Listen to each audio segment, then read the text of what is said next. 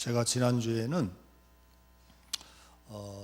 하나님의 이름에 대해서 집중해서 말씀을 드렸습니다. 하나님이 당신을 나는 나다 그렇게 소개하셨는데 그것은 하나님의 초월성을 강조한 것이다.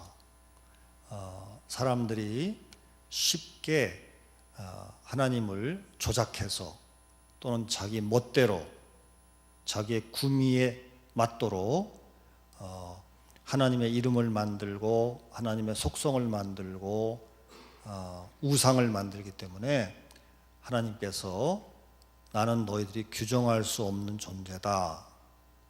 높은 곳에 있는 분이다. 너희들 손아귀에 잡히지 않는다.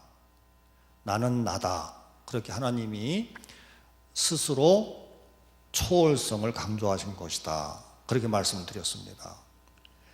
하나님은 하늘에 계시고 우리 인생이 아니시고 우리와 질적으로 다르시고 또 하나님은 영이시기 때문에 우리가 파악하기도 쉽지 않고 또 잡을 수가 없어요.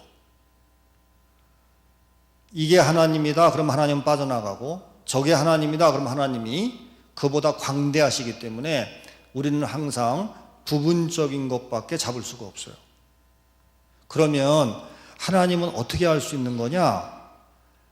우리의 사상, 철학, 우리의 사고, 관념, 상상으로 알 수 있는 게 아니라 하나님이 자기 자신을 스스로 우리에게 보여주시고 하나님이 스스로 말씀하실 때만 우리가 진정한 하나님 모습을 알 수 있는 근거가 됩니다. 하나님이 자기 자신을 보여주신 분이 누구예요? 예수 그리스도죠. 그래서 그분을 말씀 가운데 말씀이라고 얘기하죠. 하나님의 로고스라고 얘기합니다. 하나님의 지혜라고 얘기합니다. 그리고 예수님을 증거한 책이 뭡니까? 그게 성경입니다. 신구약이 다 예수님을 증거하는 거예요. 말씀을 증거하는 말씀이라고 볼 수 있죠. 또 성경은 예수님에 대해서 증거하는 말씀이 있을 뿐 아니라 구약에 보면 모세라든지 예언자들을 통해서 하나님께서 직접 말씀하신다고요. 그래서 성경은 예수님에 대해서 얘기하기도 하고 또 하나님의 직접적인 말씀이 포함되어 있기도 하죠. 예수님과 성경 말씀 이것이 하나님을 알 수 있는 근거입니다. 이것을 벗어나서 하나님에 대해서 얘기하는 것은 그냥 우리 생각이지. 자기의 그냥 사고라고. 하나님이 자기 자신에 대해서 말씀하신 그 밖을 벗어나지 않아야 우리가 하나님에 대해서 올바르게 알 수 있게 됩니다. 그럼 설교는 뭐냐? 설교는 예수 그리스도와 하나님 말씀을 증언하는 것이죠. 거기에 입각해서 설교를 하는 겁니다. 그래서 우리가 설교를 통해서 하나님을 점점 더 알아가게 되는 것이죠. 자, 거기까지 말씀드렸고 오늘은 하나님이 어떤 일을 하셨는가, 우리 인생들을 위해서 어떤 일을 하셨는가, 그것을 크게 몇 가지로 나눠서 말씀드리겠습니다. 첫째는 하나님은 창조주시죠. 우리를 위해서 세상을 창조하신 분입니다. 또 우리를 창조하신 분이죠. 또 하나님은 섭리자십니다. 창조해 놓고 그냥 너희들끼리 알아서 살아라 그런 것이 아니고 계속 우리에게 많은 것을 공급해 주십니다. 그리고 세 번째, 하나님은 구원자시죠. 우리를 죄악으로부터, 우리를 사탄으로부터, 우리를 악으로부터 우리를 구해 주시는 분입니다. 그리고 하나님 자녀가 되게 하시고 하나님 자녀로 풍성한 삶을 살 수 있도록 성장하게 하시는 분이죠. 그리고 마지막으로 하나님은 심판자입니다. 언젠가 하나님께서 세상을 심판하시고 또 인생들을 심판하십니다. 악인을 심판합니다. 그렇게 크게 네 가지로 나눠서 말씀드리는데 시간의 제약상 하나님은 창조주시다. 여기에 좀 더 집중해서 말씀을 드리고 시간이 조금 남으면 나머지 부분도 조금씩 다루기로 그렇게 하겠습니다. 창세기로 가시면 여러분 하나님이 세상을 창조하신 이야기가 나옵니다. 하나님이 많은 것들을 창조하시고 그 다음에 사람을 창조하십니다. 사람의 창조가 우리의 형상대로 사람을 만들었다. 그 얘기가 1장 26절에 나오죠. 그리고 사람들에게 사람을 창조하시고 세상을 다 다스려라 그렇게 말씀하시고 그 다음에 어떻게 만드셨냐면 2장 7절에 보면은 7절을 보겠어요. 2장 7절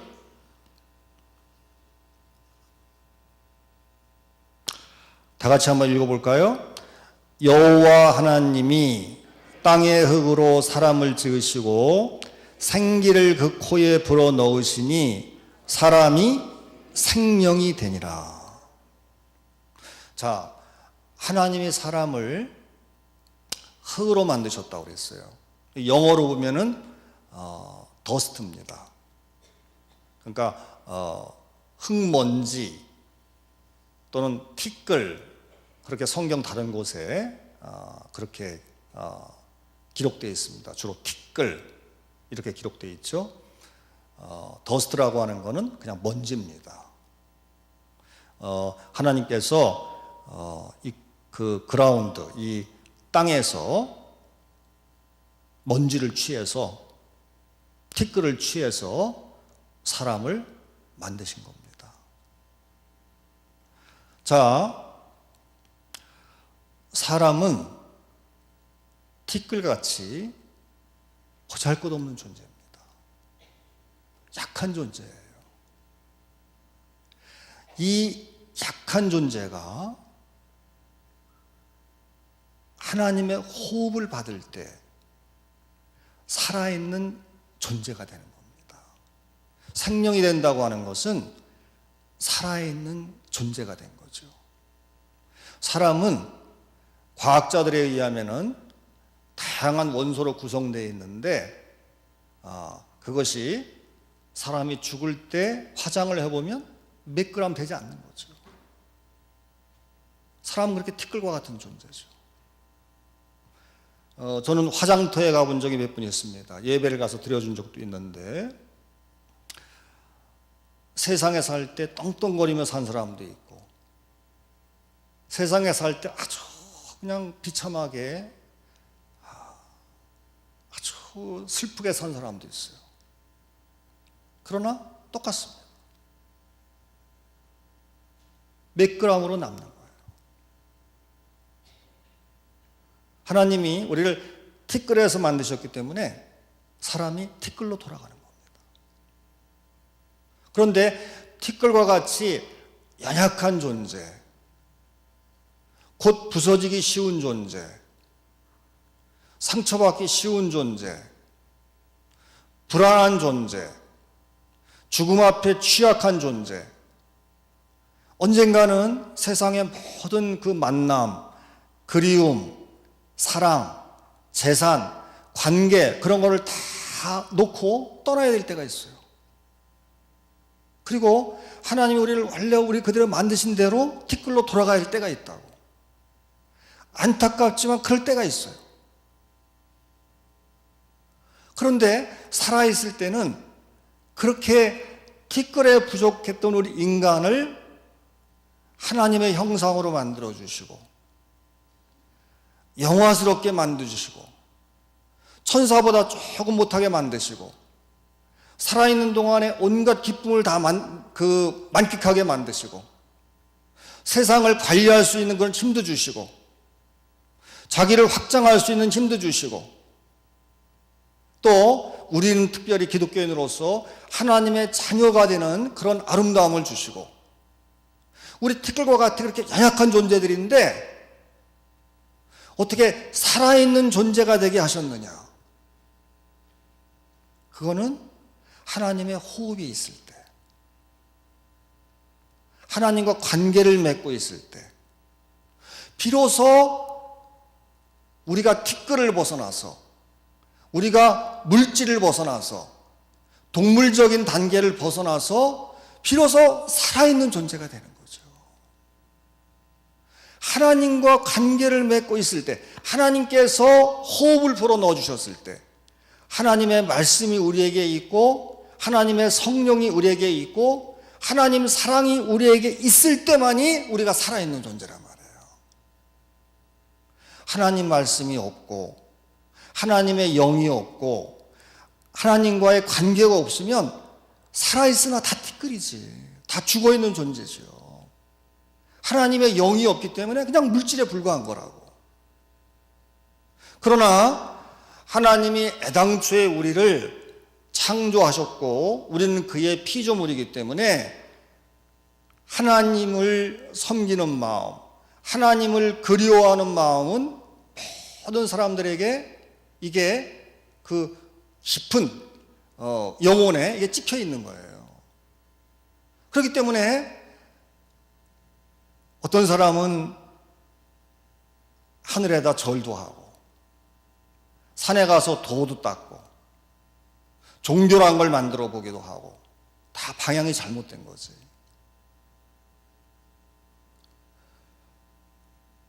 여러분, 사람들은 절대자에 의해서 창조가 된 거기 때문에 절대자를 찾으려고 하는 그 추구가 다 있단 말이에요. 그래서 그게 어디로 가는 거예요? 우상을 만드는 거지. 자기를 절대화하거나 내 주먹을 믿고 산다 그러잖아요. 내 힘으로 산다 이러잖아. 그리고 자기 학력을 믿고 산다든지 돈을 믿고 산다든지 자기 집안의 전통을 자랑하는 것을 가지고 산다든지 그게 우상이지, 우상. 하나님을 대체하는 뭔가 절대적인 걸 갖고 살아야 우리가 부서지지 않으니까. 그래야 흙먼지로 떨어지지 않으니까. 사람들이 뭔가를 붙잡는 거라고. 절대자 하나님을 방불하는, 절대자 하나님을 모방하는, 절대자 하나님을 섬기던 그 버릇을 딴 데 가서 섬기는 거죠. 그게 자기 우상이 되기도 하고 아니면 다른 걸 우상으로 만들어서 또 그냥 미친 듯이 달려가는 거예요. 어떤 사상을 추구한다든지. 그냥 그 사상에 미치잖아요. 공산주의 막 이런 거야 그냥 사람들이 미치잖아. 아니면은 돈. 제가 아는 어떤 여자분은 집에 구두가 500켤레가 넘는데 그냥 구두만 보면 그냥 미친대요, 그냥. 그래서 뭐 재산 이런 거 상관없이 내 그 씀씀이 상관없이 구두만 보면요 그냥 눈이 돌아가서 환장을 해갖고 그냥 막 긁어 모은대 그냥.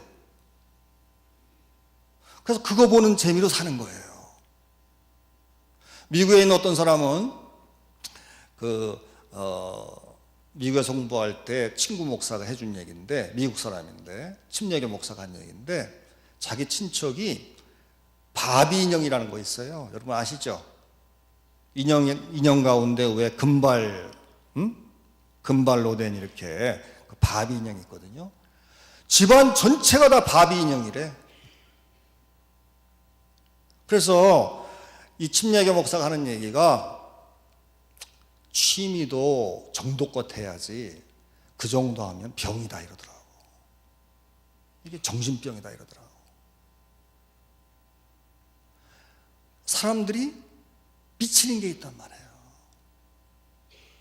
왜? 그 절대적인 걸 붙잡지 않으면요, 사람이 그냥 더스트야. 그냥 자기 생의 의미를 못 느끼는 거야.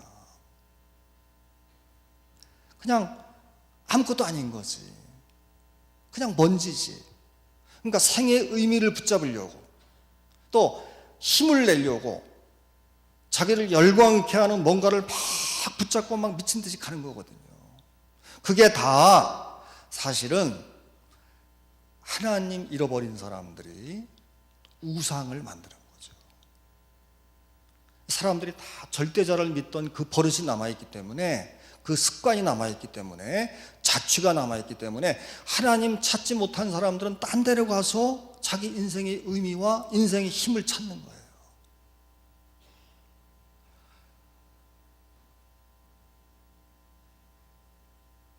여러분, 그러나 우상은 무력하고 우상은 결국은 사람들을 망하게 만듭니다. 공산주의에 빠졌다가 망가진 사람들이 많고, 잘못된 열심을 내서 막 뭘 추구하다가 망가진 사람들이 많고,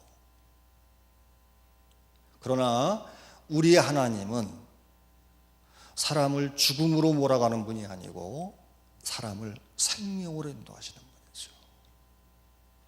예수님이 오신 게 뭐예요? 사람으로 하여금 생명을 얻게 하고 더 풍성히 얻게 하려 하십니다. 할렐루야! 예수님은 우리에게 억압을 주시는 분이 아니라 자유를 선포하는 분이죠. 사람을 꼼짝달싹 못하게 하는 것이 아니라 참 자유를 주시는 분이죠. 진리를 알지니 진리가 너희를 자유케 하리라. 우리에게 참 자유를 주시는 거거든요. 사람을 죽음으로 인도하는 게 아니라 사람을 살리는 분이지. 사람들이 더 미워하게 만드는 게 아니라 사람들에게 사랑을 주시는 분이라고. 생명을 충실하게, 생명을 충만하게 만드시는 분이 우리 삼위일체 하나님입니다. 할렐루야! 여러분, 저는 어렸을 때부터 몸이 연약했기 때문에 병이 자주 났어요. 그래서 결국은 신앙생활도 더 깊게 하게 되고, 그것 때문에 신학대학도 가게 되고, 또 이제 잘하지는 못하지만 이제 목사도 하고 이렇게 됐는데, 어렸을 때부터 죽음을 많이 생각했습니다. 어린 때도 내가 죽으면 어떻게 되는 건가, 죽을 때 어떻게 해야 되나, 이런 생각을 많이 해봤어요. 지금도 결혼 생활을 하고 있는데 아내한테 가끔 죽는 얘기를 합니다. 내가 죽으면 수목장을 해달라, 전 그럽니다. 무슨 뭐 묘지도 만들지 말고 그냥 화장해서, 수목장이라는 건 나무를 하나 사가지고 이렇게 하는 거잖아요. 그 명찰도 딱 달고 이름도 걸고, 근데 그렇게 해도 하지 말고 그냥 나무 밑에 그 재를 이렇게 뿌려달라, 또는 나무 밑에 거름되게 이렇게 재를 넣어달라, 이렇게 얘기합니다. 그러면 아내가, 아니 여보, 죽는 얘기를 하면 어떡하냐고, 결혼한 지 얼마나 됐는데, 응? 그리고 당신이 갑자기 죽으면 나는 어떻게 되고, 당신 따라서 한국에 왔는데, 그 다음에 고양이 2마리는 어떻게 되는 거냐? 아내는 고양이에 관심이 많아. 그래서 요즘에 좀 이제 절제를 하는데, 여러분, 우리가 원래 흙과 같은 존재다. 그걸 잊지 않는 게 중요합니다. 우리가 흙과 같은 존재인데, 그저 물질에 불과한 존재인데, 그냥 20g 또는 뭐 120g 이 정도의 조그만 그런, 그걸로 환원되는, 그걸로 축소되는 사람이 죽으면 모든 아름다움이 다 끝나고 그 제로 남는 그런 존재에 불과한데, 하나님이 살아있는 동안에 우리를 영화스럽게 하셨고 기쁨을 주셨고 행복을 주셨고 관계를 주셨고 온갖 아름다운 것을 만끽하게 하시는 거죠. 그리고 우리를 살아있는 영이 되게 하시는 거라고. 살아있지만 죽은 자가 얼마나 많아요. 그러나 우리는 하나님과 관계를 맺기 때문에 정말로 살아있는 존재가 되는 거지. 하루하루가 아름답고 하루하루가 충만하고 하나님과 있는 창조 세계가 다 아름다운 것이죠. 그래서 우리를 흙으로 만드셨다. 이것은 우리에게 겸손을 가리키는 표현이기도 하고, 너희들은 흙과 같은 존재다. 언젠가는 흙으로 가는 존재야. 그걸 절대 잊어버리면 안 돼. 교만하지 마라. 세상에 사는 동안 하나님 잘 믿어. 그게 제일 중요한 거야. 그래서 우리는 흙과 같은 존재다. 우리의 원래 출발이 흙과 같은 존재다. 그래서 사람들에게 겸손을 가르치는 거죠. 교만 떨지 마라. 그리고 우리는 흙과 같은 존재임에도 불구하고 하나님을 만나서 인생의 아름다움을 알게 됐어요. 정말로 살아있는 존재가 됐어. 모든 귀한 것을 맛보게 됐어요. 신앙생활은 여러분 정말 아름다운 겁니다. 제가 지난주 학교에서 학생들한테 가르치면서 그런 얘기를 했어요. 하나님께서 사람들에게 죄를 짓지 말라고 하는 것은 사람들을 막 윽박지르려고 하는 것이 아니라 사람들을 너무 사랑하기 때문에 죄 짓지 말라고 그러는 거예요.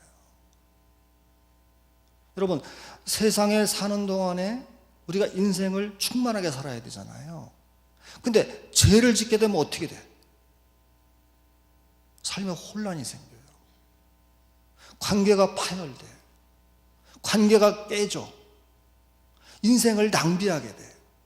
에너지를 소모하게 돼. 예를 들면 거짓말을 심각하게 하면은 누가 거짓말한 것을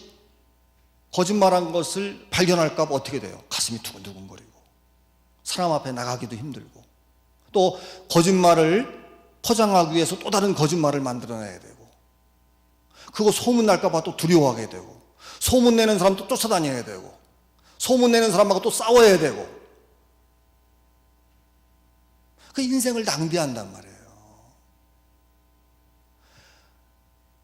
죄를 짓지 말라. 그게요, 인생을 풍요롭게 살지 말라 그런 뜻이 아니라 죄를 짓지 않음으로써 인생을 충만하게 사는 거예요. 인생을 낭비하지 않잖아. 쓸데없는데 에너지를 낭비하지 않잖아.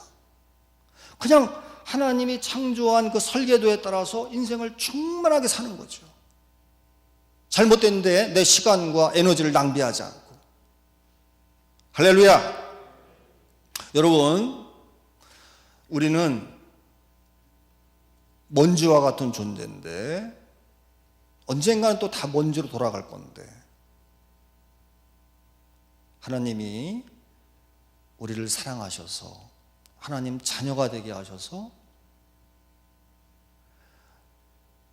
하나님 안에서 충만하게 인생을 살 수 있는 기쁨을 주시고, 그리고 능력을 주셨단 말이에요.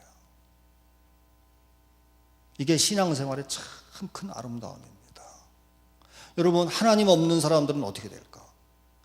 혼란이 많죠. 인생을 어떻게 살아야 될지 혼란이 많아. 그리고 삐뚤어진 욕심, 그리고 잘못 선택한 세계관, 이런 것 때문에 삶이 뒤죽박죽이 많아요. 크리스찬 삶이, 교회를 다니는 삶이, 하나님 믿는 삶이 가장 아름다운 삶입니다. 에너지 낭비하지 않는 삶입니다. 인생을 가장 꽃피우는 삶이에요. 쓸데없는데 인생을 낭비하지 않잖아. 우리는 흙에 불과하고 우리는 그저 먼지와 같은 존재고 티끌과 같은 존재지만 하나님이 우리를 아름답게 만드셨습니다. 우리 인생을 귀하게 만드셨습니다. 할렐루야.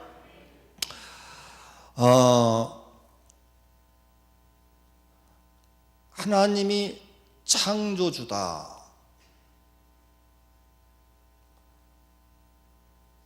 우리는 피조물이다. 거기에는 조금 전에 설명한 그런 뜻이 하나 있고, 그 다음에 또 창세기에 보면은 하나님이 세상을 창조하시고, 그 다음에 28절 보세요. 28절에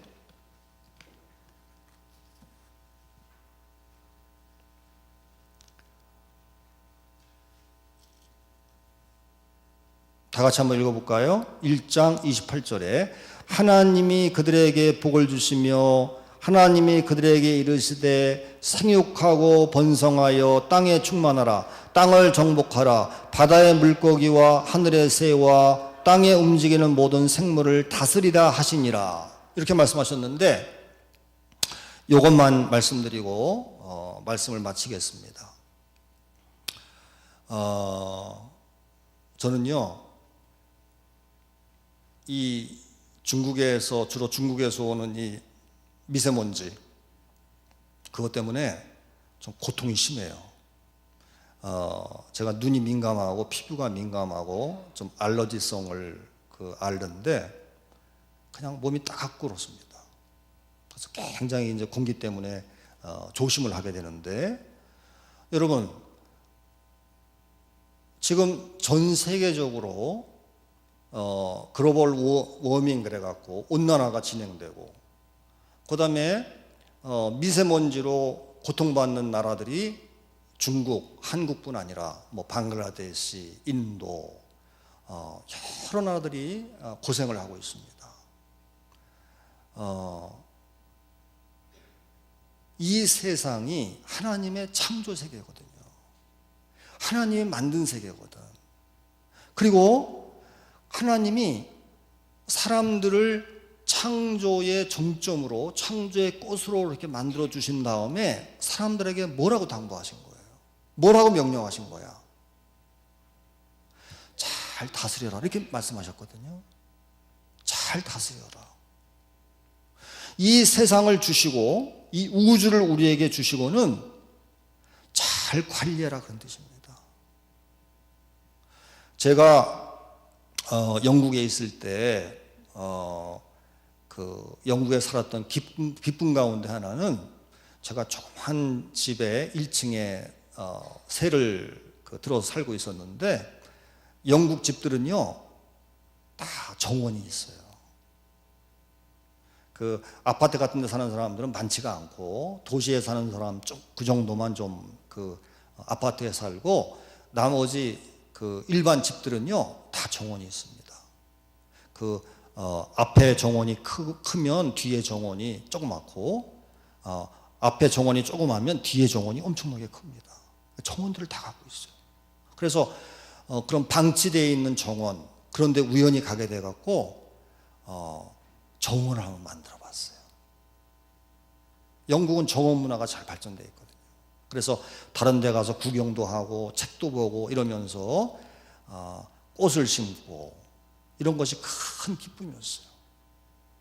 그래서 정원을 이렇게 잘 만들어 놨더니 동네 사람들이 와서 좋아하고, 와서 구경도 하고, 꽃도 나눠달라고 그러고, 학생들이, 초등학교 학생들이 등교할 때, 하교할 때 꽃 달라고 와서 담 넘어서 저는 일을 하고 있으면 꽃을 달라고 그러고, 그런 이제 기쁨이 있었는데, 하나님이 우리를요 일종의 동산지기로 만들어 주신 거거든. 일종의 정원사로 우리를 만들어 주신 거예요. 그래서 창조 세계를 만들어 주면서 우리를 정원을 가꾸라 그렇게 말씀하신 거예요. 이 세계를 잘 가꾸라 그렇게 말씀하신 거예요. 근데 사람들이 탐욕이 너무 크고 그냥 끝없이 자기 탐욕을 위해 살았기 때문에 자연을 많이 파괴한 거지. 자연을 관리하고 돌보고 이러지를 못하고 그냥 착취한 거예요. 많이 파괴한 거야. 그 지금 지구 온난화라든지 아니면은 미세먼지라든지 이런 것들은 우리가 동산지기의 역할, 하나님 정원의 관리사의 역할을 잘 하지 못한 거예요. 그냥 파괴한 거야. 전 인류가 그냥 막 파괴한 거야. 가끔 환경 파괴에 대한 그런 비디오 같은 걸 보면은 몇 나라 같은 경우는 바다예요. 그냥 쓰레기 범벅입니다. 그냥 플라스틱 범벅이에요.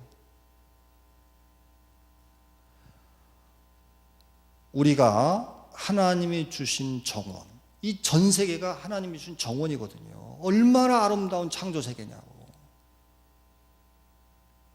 여러분 외국 여행 다녀보신 분들 있겠지만은 전 세계가 그냥 다 아름다운 거예요. 하나님이 그렇게 만드신 거야. 그리고 사람들을 거기다 살라고 하신 거라고. 전 세계가 아름다운 정원이죠. 근데 사람들이 하나님의 뜻대로 세상을 잘 가꾸고 다스리고 관리하지 않고 그냥 파괴해버린 거야. 방치시키고. 그리고 이제 와서 그 재앙들을 인류가 받는 거예요. 여러분, 교회에서 기독교인들은 첫째는 복음에 대해서 배워서 땅끝까지 복음을 전도할 줄 알아야 되고, 그리고 하나님 사랑을 배워서 사람들을 사랑할 줄 알아야 되고, 또 한 가지, 우리가 하나님이 이 땅에 세워주신 정원직이라고 하는, 정원 관리사라고 하는, 원래 그렇게 우리를 창조하신 거거든. 그 사명을 잘 알아서 평신도들은, 하나님 백성들은 이 하나님의 창조 세계를 잘 관리할 책임이 있어요.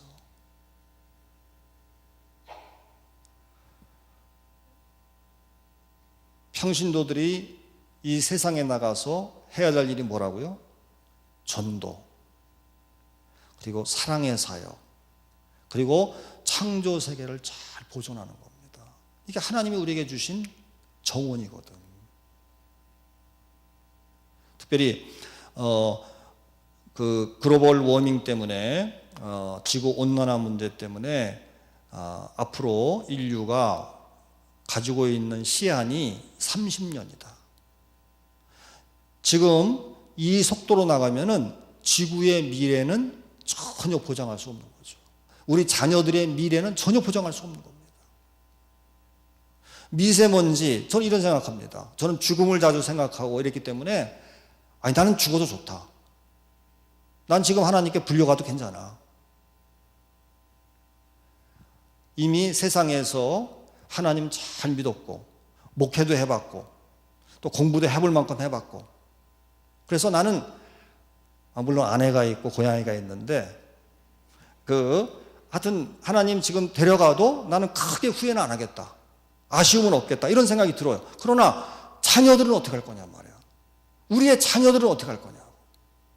지금 이 상태로 아이들이 어렸을 때부터 폐가 고장나고 그러면 걔들은 도대체 어떤 인생을 사는 거냐 말이에요.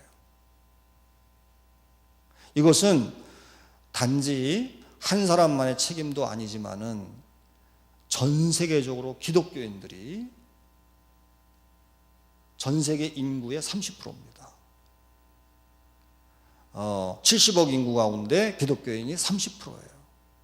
그럼 우리 기독교인들이 바른 생각을 갖고 있으면 많은 문제가 해결되죠. 지상의 많은 문제를 해결할 수 있습니다. 잘못된 정책과 싸우고, 잘못된 그 탐욕과 싸우고, 그리고 기독교인들이 사회에 바른 정책을 제시하고, 이러면서 우리 자녀들에게 하나님의 창조 세계, 그걸 그대로 우리에게 남겨줄 수 있어요. 전도 열심히 하고 사람들을 사랑하는 것 못지않게 이 창조 세계를 우리 후손들에게 잘 물려주는 것도 중요한 일입니다. 그래서 어떻게 하면은 오염을 줄일 것인지, 어떻게 하면은 지구 온난화를 우리가 극복할 수 있을 것인지, 기독교 학자들, 기독교 정치가들, 기독교 리더들이 그런 입안을 잘해서 하나님의 세계, 하나님의 아름다운 세계를 우리 후손들에게 잘 보존해서 물려줘야 돼요. 우리가 탐욕스럽게, 개걸스럽게 그냥 막 소비하고 후손들에게는 절망스러운 땅을 남겨주면 안 된단 말이에요. 원래 하나님이 어떻게 우리를 만드신 거예요? 세상, 아름다운 세상을 주면서 관리자로 우리를 만들어 주신 거거든. 그게 우리의 사명이거든. 혼자서 또 더불어서 또 사회적으로 모든 크리스찬들이 연대해서 이런 문제도 같이 해결해 나가야 될 줄로 믿습니다. 자, 시간이 갔기 때문에 정리하겠습니다. 오늘 말씀은 하나님은 우리에게 있어서 창조주가 되시고 우리에게 모든 귀한 것을 공급해 주시는 섭리자가 되시고 그리고 구원자가 되시고 그리스도를 이 땅에 보내주셔서 우리를 구원받은 하나님의 자녀, 하나님의 백성이 되게 하셨어요. 그리고 마지막에 심판자가 되십니다. 오늘 시편 낭독했을 때 악인은 망하리로다. 여러분, 시편에도 보면은 왜 하나님 믿지 않는 자가 흥왕할까요? 그런 시편 기자의 고민이 나온다고. 하나님 믿는 사람보다 하나님 믿지 않는 사람 가운데 잘 되는 사람들도 있어요. 왜 그럴까? 고민이 나온다고. 역사의 주관자, 역사의 궁극적인 심판자는 하나님이시다. 인생의 궁극적인 심판은 하나님이 하시는 거다. 살아있을 때는 평가할 수 없다. 궁극적으로 하나님이 심판하신다.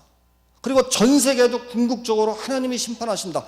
그런 믿음이 없으면요, 살아있을 때 계속 크리스찬들이 왜 저 사람은 안 믿는데 나보다 나을까? 이런 갈등을 하게 된다고. 궁극적으로 심판하시는 분이 누구예요? 하나님이지. 하나님이 인생을 궁극적으로 너 잘했다. 너는 실패한 인생이다. 너는 모든 어려움 가운데 나를 잘 믿었으므로 내 인생은 성공한 인생이다. 남 보기에 보잘것없는 인생일지 모르지만 너는 훌륭하게 인생을 살았다. 너는 너 달란트를 이용해서 사람들을 유익하게 만들고 교회에 기여하고 사람들을 잘 섬기고 그리고 하나님께 영광을 돌렸다. 최후 결정을 내리실 분이 누구예요? 우리 사람들이 아니라고. 하나님이 판단하시는 거죠. 살아있는 동안에 인생이 끝난 게 아니지. 하나님 앞에 가야 인생이 끝나는 거죠. 그리고 그분의 판단을 받아야죠. 궁극적으로 하나님이 판단하십니다. 하나님만 바라고 사시기 바랍니다. 여러분, 그게 가장 중요한 겁니다. 인생의 성공과 실패, 그것은 하나님이 판단하시는 겁니다. 세상에 있는 동안에 인생의 성공과 실패는요, 그건 숨어 있는 겁니다. 그 사람마다 다 기준이 틀린 겁니다. 궁극적으로 판단하시는 분은 하나님입니다. 하나님이 내 인생을 어떻게 판단하실까? 하나님이 나를 창조하셔서 또 소명을 주시고 구원을 주시고 사명을 주셨는데 궁극적으로 하나님이 내 인생을 어떻게 판단하실까? 하나님은 심판자입니다.